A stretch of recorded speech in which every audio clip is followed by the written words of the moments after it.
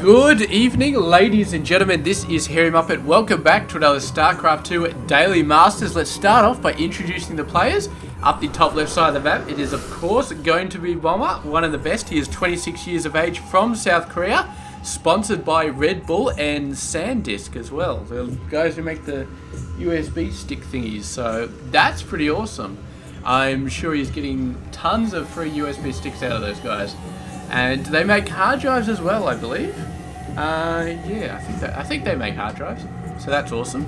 And his opponent down the bottom left side of the map is Mr. Hart, 23 years of age from South Korea, plays for Team Axiom.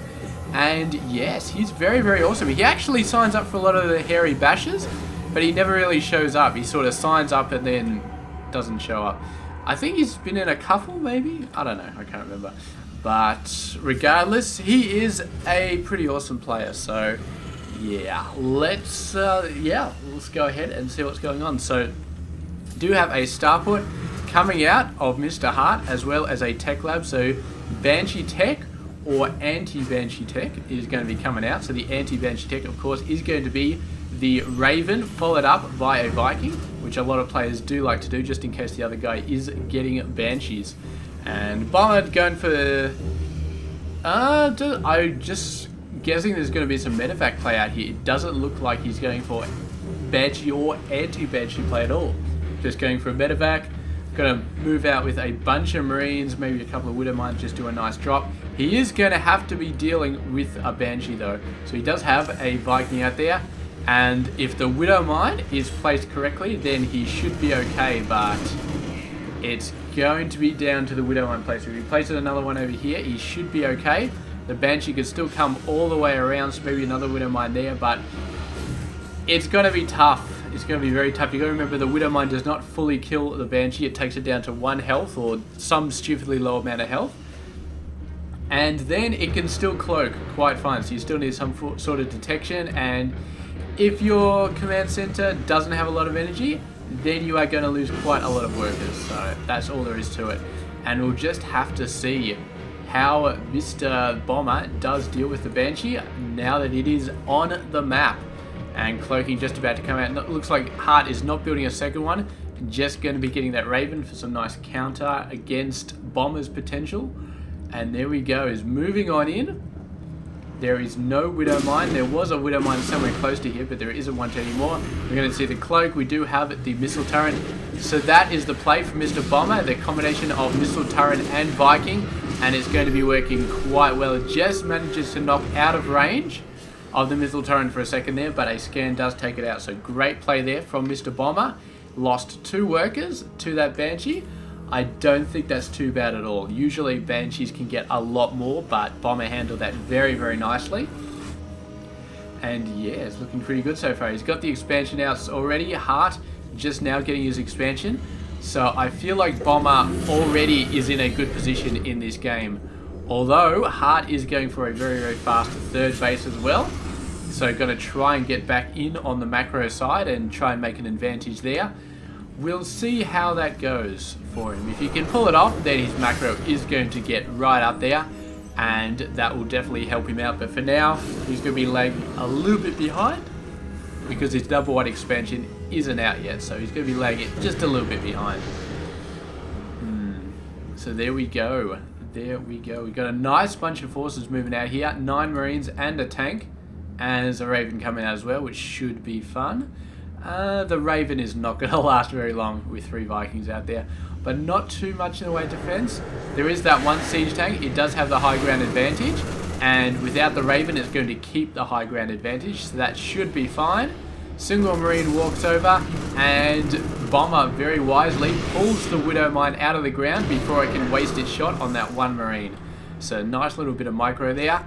Bomber would love to take this Raven out to absolutely destroy it, but Hart is not going to let that happen. And yeah, so he's just going to be pulling back, taking it easy, getting a ton of barracks out there. And yeah, now his 3rd command center is out there, just being built, just being converted to an orbital, sorry. And that will be looking very, very good. Bomber getting his own 3rd command center, but it's just starting to come out now. So Hart is behind, but I think he's going to catch up here while Bomber is building the third base. So hopefully he should be fine in the macro department. I don't think anybody's really going to fall behind anymore.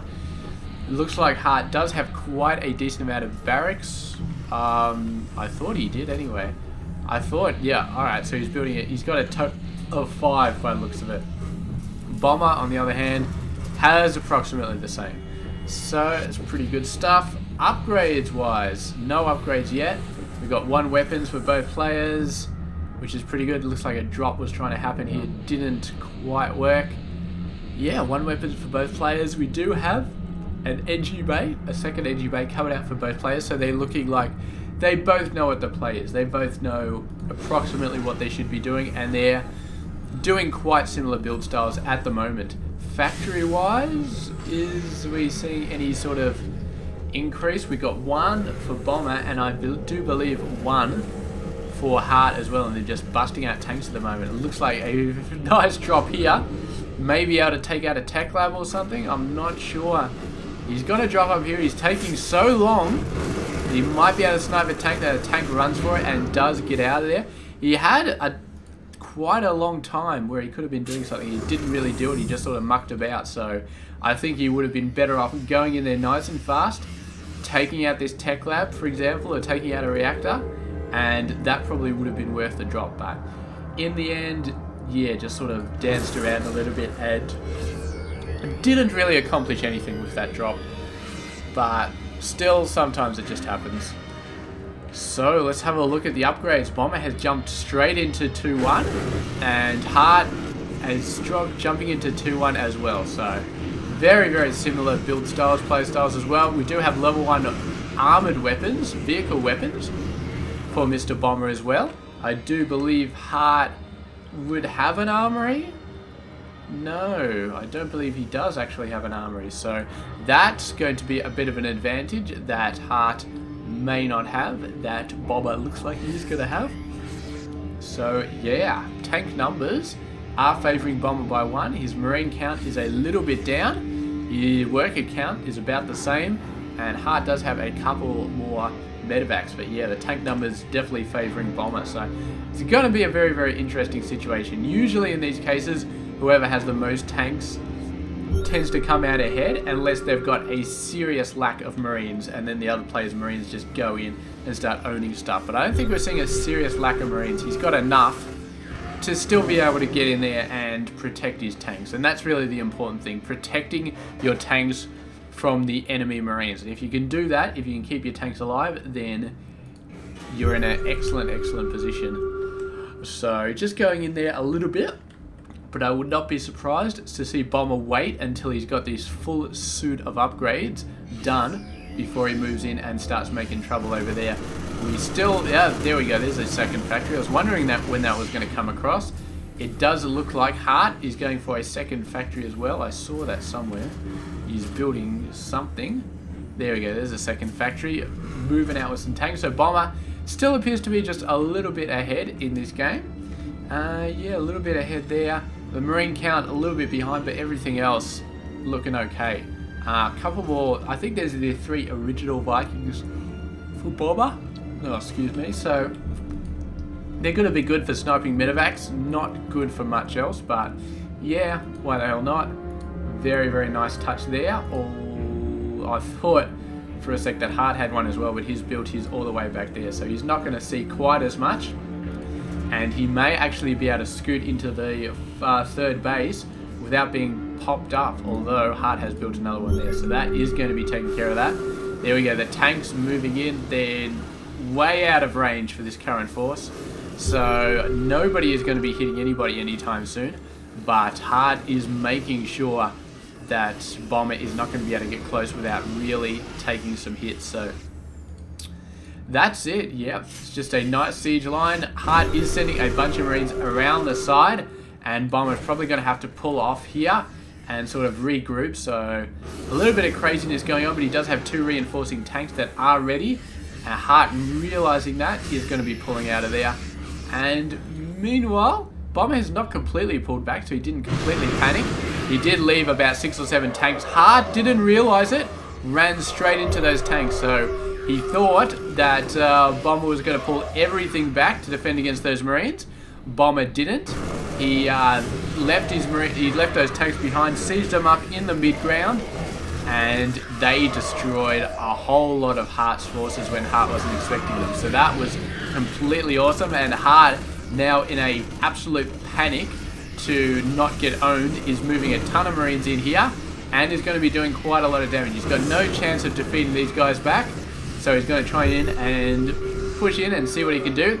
However, a bunch of Bomber's tanks coming out. If they can start to beat these guys up, it is going to be awesome. The tanks are starting to come down. They're starting to do some damage. And Hart almost done. I don't think he's got much left over there. Meanwhile, Bomber continuing to go in and do a crazy amount of damage. And that is it. Bomber is the winner. And that was just quite a serious mistake from Hart. I don't know. I would have expected him to be scanning before he moved those guys up. But maybe not. Let's have a look. Let's have a look at what happened here. Okay, so alright, so let's fast forward a little bit. We see the scan sees the tanks run away. They move just out of scan range and sit there. And Hart, do we see another scan from Hart? We do not. He just runs straight in there and starts getting owned. Tanks completely unsieged. The Marines go down quite fast. Half of the Marine force is gone from Hart, so the rest of them isn't nearly enough to take out the tanks. And the Marines just swarm in and destroy everything. And that's it, man. So just Hart making quite a mistake there and cost him the game. I really, really like Bomber's play though. Moving the tanks just out of the scan range and then just sieging them up again. He expected Hart to chase him down. He set a trap and Hart just walked right into it. So that is why Bomber is one of the best players in the world. So beautiful, beautiful, and yeah, great game. So thank you very much for watching, and I will catch you guys tomorrow with another one. Stay tuned.